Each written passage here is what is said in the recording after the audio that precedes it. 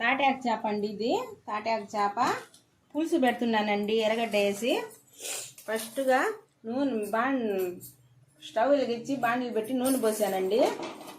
ఎర్రగడ్డలు, తెల్లగడ్డలు, పచ్చిమిర్చి, కరివేపాకు వేసానండి. ఎర్రగడ్డ వేగిందండి. టమాటా వేస్తున్నాను. ఇది కూడా మగ్గాలండి. తర్వాత కొత్తిమీర వేస్తున్నానండి. ఉప్పు, తర్వాత వచ్చి కారం, పసుపు, ధనియాలు, జీలకర్ర, ఆవాలు, మెంతులు అన్నీ వేయించి పొడి అండి. పొడి కూడా వేసానండి. బాగుంటుంది కమ్మంగా. ఎండు చేపలు వేస్తున్నానండి. పండు రసం వేస్తున్నానండి.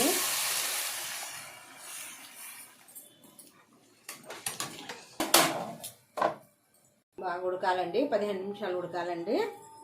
ఎండు చేపల కర్రీ అయిపోయిందండి.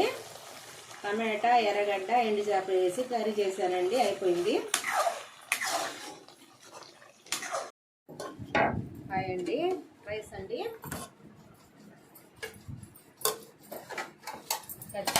చేప, టమాటా, ఎర్రగడ్డ పులుసు అండి.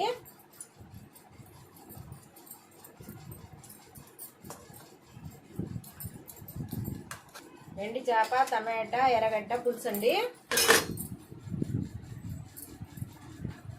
భలే రుచిగా ఉంటుందండి కూర. అబ్బా ఏం రుచిగా ఉంటుందో.